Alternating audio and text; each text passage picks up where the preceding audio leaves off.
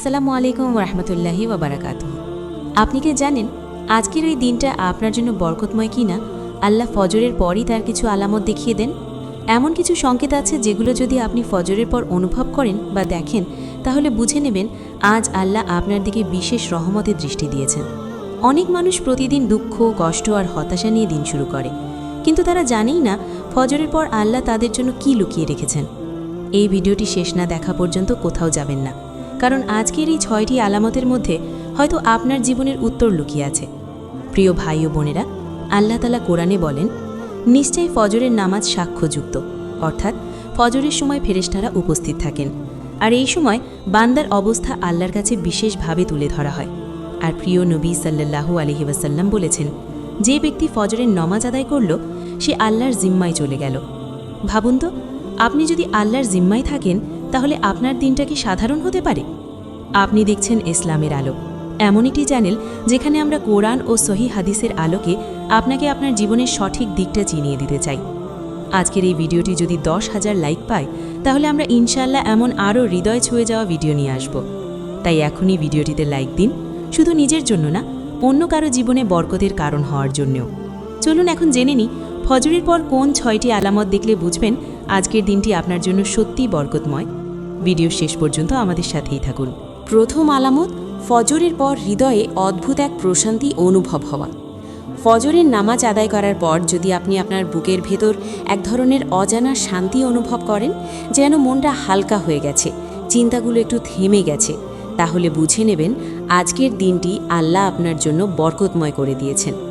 এই প্রশান্তি টাকা পয়সা দিয়ে কেনা যায় না, মানুষের কথায়ও আসে না। এটা সরাসরি আল্লাহর পক্ষ থেকে দেওয়া এক বিশেষ নিয়ামত। আল্লাহ তাআলা কুরআনে বলেন, জেনে রাখো আল্লাহর স্মরণেই অন্তরসমূহ শান্ত হয়। সূরা আর-রাদ 28। ফজরের পর যারা আল্লাহর স্মরণ করে, দোয়া করে, কুরআন তিলাওয়াত করে, আল্লাহ তাদের অন্তরে এই শান্তি ঢেলে দেন। প্রিয় নবী সাল্লাল্লাহু আলাইহি ওয়াসাল্লাম বলেছেন, যার ভেতরে ঈমানের স্বাদ ঢুকে যায় সে অন্তরের প্রশান্তি পেয়ে যায়।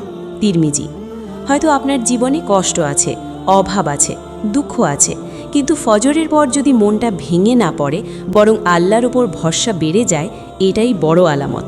এটা ইশারা যে আজ আল্লাহ আপনার দোয়া শুনছেন, আপনার জন্য দরজা খুলছেন, আর আপনার দিনের প্রতিটি কাজে বরকত নামিয়ে দিচ্ছেন। এই প্রশান্তিকে হালকা করে দেখবেন না, এটা আল্লাহর পক্ষ থেকে আপনার জন্য একটি নীরব সুসংবাদ।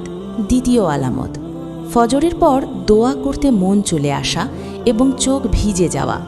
ফজরের নামাজের পর যদি আপনি নিজে থেকেই দোয়া করতে বসে যান, কোনো তালিকা ছাড়াই আল্লাহর সামনে হাত উঠে যায় আর কথা বলতে গিয়ে চোখ ভিজে আসে, তাহলে বুঝে নেবেন আজকের দিনটি আপনার জন্য বিশেষ বরকত নিয়ে এসেছে। কারণ প্রতিটি কান্না আল্লাহ দেন না, আর প্রতিটি হৃদয়ে তিনি নরম করেন না।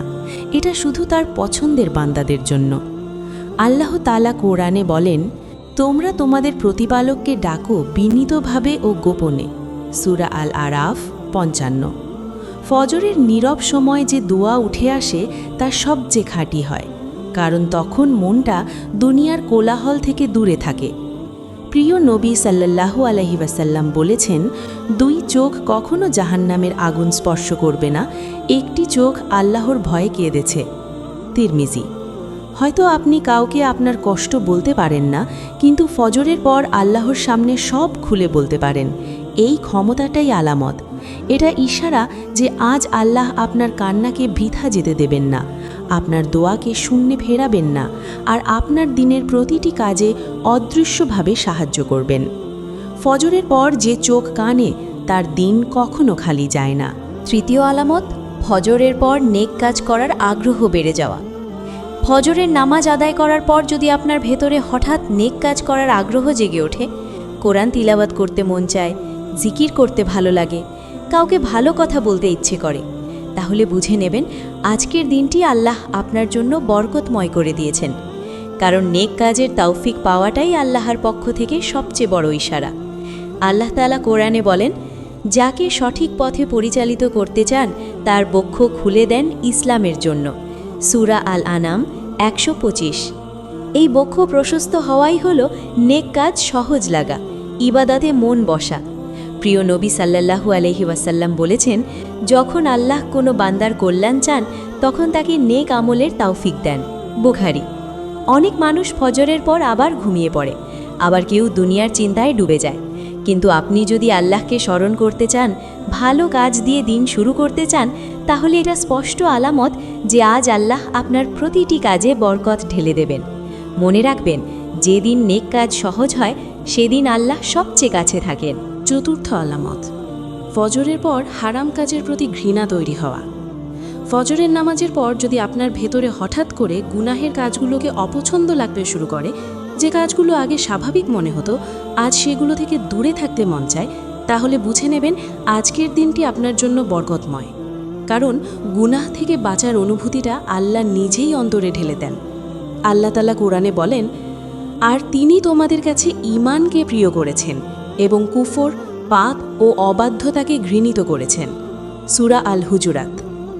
এই আয়াত প্রমাণ করে যে যখন আল্লাহ কাউকে ভালোবাসেন তখন হারামকে তার চোখে তেতো করে দেন। প্রিয় নবী সাল্লাল্লাহু আলাইহি ওয়াসাল্লাম বলেছেন, গুনাহ হলো তা যা তোমার অন্তরে খচখচ করে। মুসলিম। হয়তো আপনি এখনও পুরোপুরি বদলাননি, কিন্তু যদি আজ অন্তর বলে এই কাজটা আর না, তাহলে এটাকে ছোট করে দেখবেন না। এটা আল্লাহর পক্ষ থেকে সতর্কতা ও ভালোবাসার একসাথে দেওয়া ইশারা। যেদিন গুনাহের শান্তি লাগে না, সেদিনই বুঝবেন আল্লাহ আপনাকে ছেড়ে দেননি। পঞ্চম আলামত, ফজরের পর রিজিক ও কাজের পথে অদৃশ্য সহজতা অনুভব হওয়া।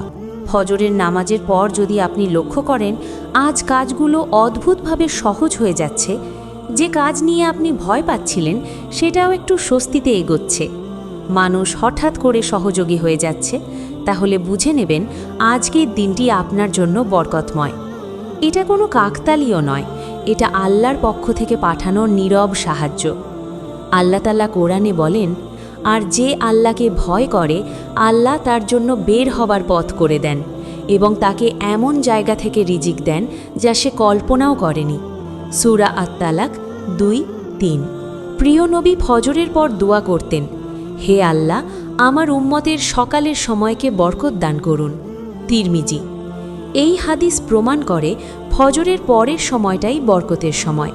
হয়তো টাকা এখনও হাতে আসেনি, কিন্তু পথটা সহজ হয়ে যাচ্ছে, এটাই আলামত। হয়তো সমস্যা পুরো শেষ হয়নি, কিন্তু সমাধানের দরজা খুলতে শুরু করেছে, এটাই আল্লাহর সাহায্য।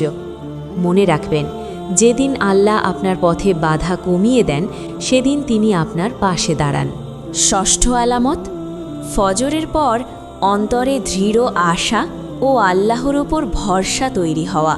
ফজরের নামাজ আদায় করার পর যদি আপনার ভেতরে হঠাৎ করে এক ধরনের শক্ত আশা জন্ম নেয়, যেন মনটা বলে ওঠে আল্লাহ আছেন, সব ঠিক হয়ে যাবে, তাহলে বুঝে নেবেন আজকের দিনটি আপনার জন্য সত্যিই বরকতময়। এই আশা দুনিয়ার কথা দিয়ে আসে না, এটা আসে শুধু আল্লাহর ওপর পূর্ণ ভরসা থেকে। আল্লাহ তাআলা কোরআনে বলেন, যে আল্লাহর ওপর ভরসা করে তিনি তার জন্য যথেষ্ট। সূরা আত-তালাক 3। প্রিয় নবী সাল্লাল্লাহু আলাইহি ওয়াসাল্লাম বলেছেন, যদি তোমরা আল্লাহর ওপর যথাযথভাবে ভরসা করতে তবে তিনি পাখিদের মতো তোমাদের রিজিক দিতেন। তিরমিজি। পাখিরা সকালে খালি পেটে বেরোয়, কিন্তু সন্ধ্যায় ভরা পেটে ফিরে আসে, কারণ তাদের ভরসা আল্লাহর ওপর। হয়তো আপনার সামনে এখনও সমস্যা আছে, কষ্ট আছে, অনিশ্চয়তা আছে, কিন্তু ফজরের পর যদি ভয় কমে যায় আর ভরসা বেড়ে যায়, এটাই আলামত যে আল্লাহ আজ আপনার দুশ্চিন্তার ভার নিজ হাতে তুলে নিয়েছেন। মনে রাখবেন, যেদিন অন্তর ভরসায় ভরে যায় সেদিন আল্লাহ নীরবে বলে দেন, ভয় পেও না, আমি তোমার সাথেই আছি। প্রিয় ভাই ও বোনেরা, আজ আপনি যদি ফজরের পর এই 6টি আলামতের কোনো একটি হলেও নিজের ভেতরে অনুভব করে থাকেন, তাহলে আল্লাহর কাছে শুকরিয়া আদায় করুন, কারণ আল্লাহ সবাইকে এই ইশারা দেন না। এগুলো কোনো কল্পনা নয়, এগুলো কোরআন ও সহিহ হাদিসের আলোকে বান্দার জীবনে নেমে আসা বাস্তব বরকতের লক্ষণ। মনে রাখবেন, বরকত মানে শুধু টাকা বা সফলতা না, বরকত মানে হলো অন্তরের শান্তি, গুনাহ থেকে বাঁচার তৌফিক, দুয়ার সময় চোখের পানি আর আল্লাহর ওপর অটল ভরসা। যে বান্দা ফজর দিয়ে দিন শুরু করে, আল্লাহ তার দিন নিজ দায়িত্বে নিয়ে নেন। হয়তো আপনার জীবন এখনও কঠিন, হয়তো দুয়ার ফল এখনও চোখে পড়েনি, কিন্তু বিশ্বাস রাখুন, ফজরের পর যে আলামতগুলো আল্লাহ দেখান সেগুলো ভবিষ্যতের সুসংবাদের পূর্বাভাস। আপনার কোনো কান্না বৃথা যাবে না, কোনো দুয়া আকাশে আটকে থাকবে না। আজকের দিনটা আল্লাহর হাতে ছেড়ে দিন। ফজরের পর যে অন্তর আল্লাহর দিকে ফিরে যায় তার দিন কখনো খালি যায় না। আল্লাহ আমাদের সবাইকে ফজরের বরকত বোঝার এবং ধরে রাখার তৌফিক দান করুন। আমিন।